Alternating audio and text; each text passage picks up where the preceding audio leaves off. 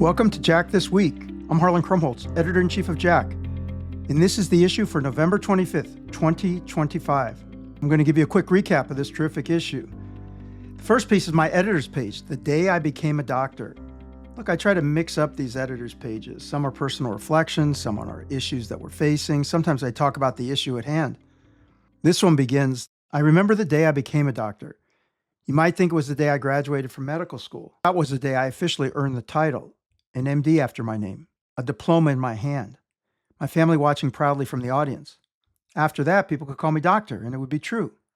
I completed the exams, the clerkships, the sleepless nights, but that wasn't the day I became a doctor. And then I go on to talk about an interaction I had with a patient, which was the day I thought I really became a doctor. And my call out for this piece is, for our patients, the clinic visit is not routine. It's charged with meaning. Well, I hope you enjoy this. Like I said, I use the editor's pages for various different purposes, but sometimes for personal reflection. My daughter's a fourth-year medical student, and maybe this one's for her. Okay, let's get to it. The first study is colchicine and longitudinal dynamics of clonal hematopoiesis, an exploratory study of the LIDOCO 2 trial. Just to bring you up to speed, what in the heck is clonal hematopoiesis? Well, it's an aging-related hematologic condition associated with an increased risk for cardiovascular events. It's the disproportionate expansion of blood cells derived from a single hematopoietic stem or progenitor cell clone. This is typically due to acquired somatic mutations, most commonly in genes recurrently mutated in hematologic malignancies. So what we've learned is that about 10 to 20% of individuals over age 70 exhibit this clonal hematopoiesis. Currently, it's most often detected incidentally through sequencing of peripheral blood or bone marrow, revealing somatic mutations. When these mutations occur without cytopenias or evidence of hematologic malignancy, the state's termed clonal hematopoiesis of indeterminate potential. You may have heard of this as CHIP. It's often considered a pre-malignant condition. It confers an increased risk of progression to myeloid neoplasms, with an annual risk of transformation maybe 1% for CHIP. But for we cardiologists, it's interesting because it's increasingly associated with all-cause mortality, particularly due to cardiovascular disease, which is felt to be likely mediated by pro-inflammatory effects of mutant blood cells. Well, in this exploratory substudy of LIDOCO 2, high-coverage targeted sequencing was used to detect this clonal hematopoiesis. At baseline, after a 30-day open-label colchicine run-in phase, 1 year post-randomization to colchicine or placebo, and at the end of the study. They had 854 participants who contributed over 2,000 observations across those 4 time points. Now, this is an exploratory study, but what they found was that randomization to placebo was associated with about a 15% annual increase in clonal hematopoiesis clone size versus a non-significant difference in the group that received colchicine. Now, the difference between the treatment arms was not statistically significant, but the interaction was close. And remember, this is exploratory, and it's relatively underpowered for this. Now, in particular, they found that colchicine was associated with attenuated clonal expansion of TET2 clonal hematopoiesis. Now, this subtype, TET2 mutations, are among the most common drivers of clonal hematopoiesis, especially in older adults, and confer a selective advantage to hematopoietic stem cells, leading to clonal expansion. This one in particular is linked to increased inflammation, altered immune cell function, and a higher risk of cardiovascular disease. Overall, this is an elegant study that will lay the groundwork for future work.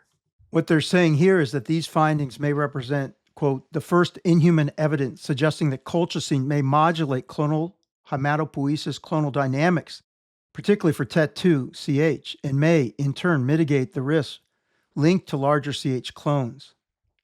They exhibit a fair amount of scientific humility and say these findings may require further validation, but it's laying the foundation for understanding potentially the molecular dynamics going on in the background and why colchicine may be beneficial for some patients. This paper was led by Mohammedania in Königsberg and an international group of investigators.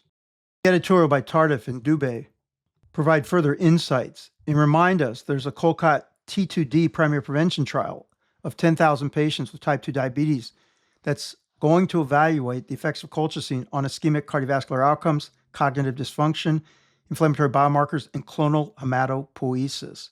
So stay tuned for more. The next paper, Association of Lipoprotein A and Interleukin-6 with Cardiovascular Risk. led by Bhatia and the senior author Michael Shapiro, and a group that leveraged the MESA study and the UK Biobank. This study aimed to evaluate whether interleukin-6, which is a biomarker associated with inflammation and cardiovascular disease, can risk stratify individuals with elevated Lp(a).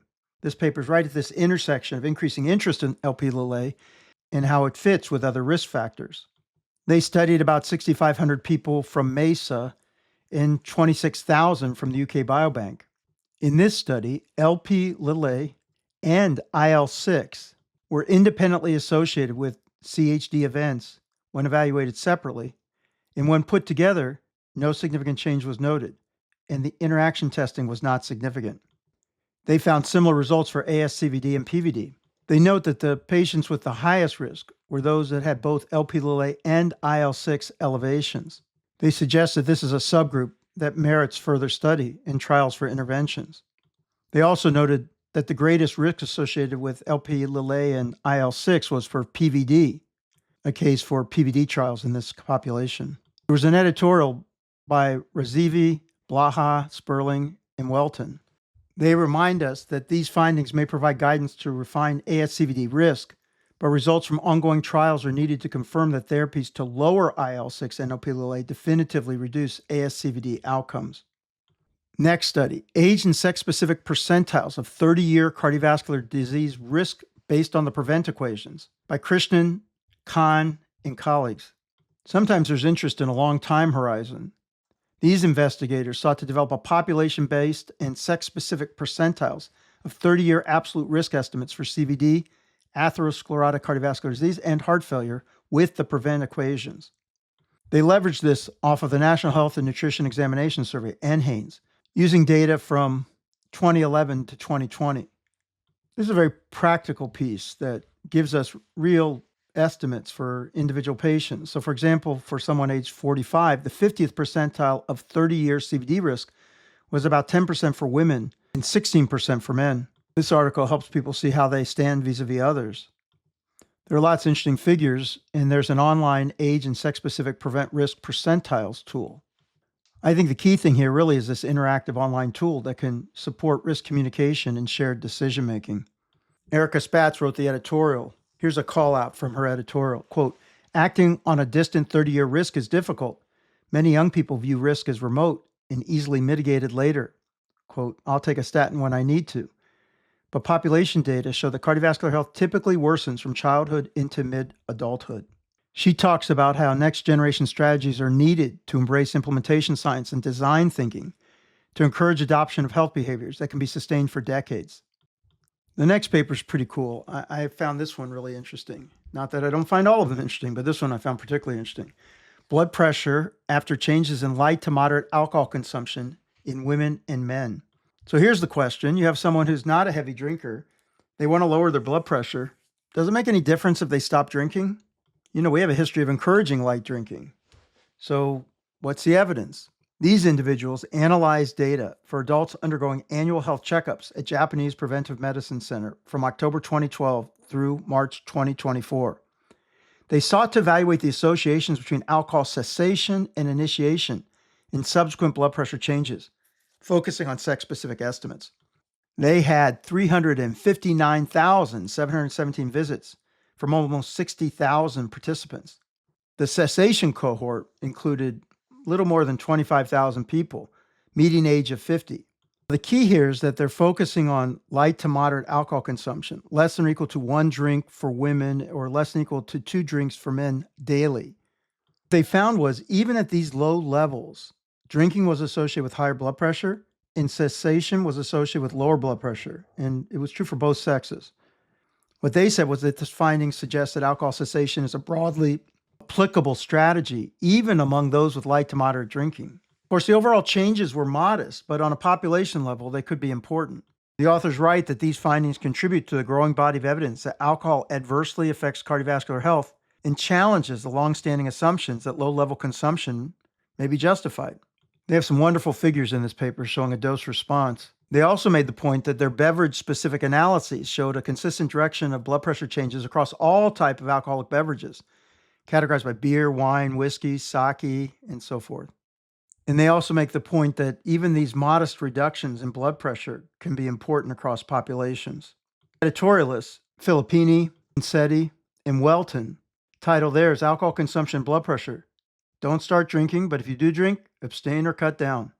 And their call-out quote is, a key finding of the present study is the detection of the reversibility of the alcohol blood pressure association. They end their piece by saying, the results of this study reinforce the WHO public health guidance that there is no safe level of alcohol consumption and strengthens the need for greater public health efforts to limit alcohol intake aimed at prevention of high blood pressure and hypertension and cardiovascular disease. The next study, remnant cholesterol as an independent cardiovascular risk factor in young adults, by Jung, Lee, and colleagues. This study aimed to investigate the association between remnant cholesterol and major adverse cardiovascular events across different age groups. They've got some terrific databases in Korea, and in this one, they studied 4,300,000 participants without a history of myocardial infarction or ischemic stroke who underwent national health examinations in 2012 and were followed up for MACE for a median of 9 years. During that follow-up, there were 78,000 MIs, 84,000 ischemic strokes, and 27,000 cardiovascular deaths. Maybe I should pause a minute. What is remnant cholesterol? Well, that's the cholesterol content found in triglyceride-rich lipoproteins, specifically these very low-density lipoproteins, intermediate-density lipoproteins, and chylomicron remnants. It's calculated as total cholesterol minus HDL minus LDL and can be derived from standard lipid profile in both fasting and non-fasting states. Elevated levels are considered causal and independent risk factors for atherosclerotic cardiovascular disease. Routine measurements not yet standard, but its interest is growing as are therapeutic agents to treat it. Here the focus was on young adults. And what they found was that the remnant cholesterol levels conferred an independent risk of MACE, most notably in these younger individuals. Of course, their absolute rates were lower, but the relative risks were higher. This study had the power to look at all sorts of different subgroups as well as different outcomes. They make the point that their findings have important implications because these younger adults are often under-recognized in CVD prevention efforts because they have these lower event rates. And identifying remnant cholesterol as a strong independent risk factor may be able to help bring together a group that is at much higher risk and really deserves more intensive intervention. Rosenson and Bardina write the editorial, Remnant Cholesterol and Cardiovascular Risk in Young Adults, Moving Beyond Low-Density Lipoprotein Cholesterol. What they say is, quote, the implications of this large prospective study for cholesterol guidelines include an earlier emphasis on lifestyle changes and statin therapy for individuals aged 20 to 39, especially when remnant cholesterol levels are greater than or equal to 30 milligrams per deciliter. They further say that this large-scale epidemiologic study lays the groundwork for including remnant cholesterol assessment in modern risk stratification tools, particularly for younger patients. In addition, in this issue, we have some interesting brief reports. Effective RSV vaccine on heart failure hospitalizations, a pre-specified analysis of the DAN RSV trial. The bottom line here is RSV pre-F vaccination was associated with reduced risk of RSV-related respiratory and cardiorespiratory hospitalizations with no appreciable differences between individuals with and without heart failure and across heart failure subgroups. Of course, because people with heart failure have higher absolute risk, the benefits are greater in the group. Next brief report is on minimal objective autonomic dysfunction in long COVID. The bottom line here was that despite similarities in symptoms between patients with POTS and long COVID at the institution studied, only a minority of the long COVID patients with self-reported POTS met criteria for POTS on formal testing. They conclude that autonomic dysfunction in long COVID appears to be rare. Next brief report, lipoprotein A levels and time to cardiovascular benefit with alirocumab in patients with recent acute coronary syndrome, lead by Kash Ray, senior author Greg Schwartz, and an international group of authors. The key finding is that in patients with ACS and lipoprotein A levels greater than or equal to 30 or greater than or equal to 50, alirocumab treatment appeared to be associated with earlier and greater relative risk reductions. They say that this support recent guidelines that consider lipoprotein A greater than or equal to 50 a risk-enhancing factor, warranting consideration of intensified lipid-lowering therapy, including the addition of PCSK9 inhibitor to statin therapy. Second, the cardiovascular risk following ACS is nonlinear, with higher risk in the first 6 to 12 months and lower risk thereafter. So early initiation of PCSK9 inhibitor after ACS may be particularly useful. There's another brief report combining polygenic risk with LDL, CRP, and Lp(a) to predict coronary artery disease by Shivkumar and colleagues. The bottom line here was CAD polygenic risk score added significant predictive value for incident CAD beyond 3 established biomarkers, LDL cholesterol, or ApoB, hsCRP, and Lp(a). In this brief report, they present a framework for incorporating CAD PRS into risk prediction for those already at high biomarker-defined risk, positioning it as a potential 4th biomarker. In addition, we have a viewpoint on the underestimated cardiovascular research participant focusing on the U.S. veteran. And in this issue, there's concise clinical guidance from the ACC with an ACC expert consensus statement on adult immunizations as part of cardiovascular care, which was led by Paul Heidenreich. As usual, we have an Amara Yad image, the 4-chamber view in this case. And that's it for the November 25th issue. Thanks very much for listening. Always look forward to your input. This is another episode of JACC This Week. I'm Harlan Krumholz, Editor-in-Chief of JACC. I hope you've enjoyed the issue. Stay curious.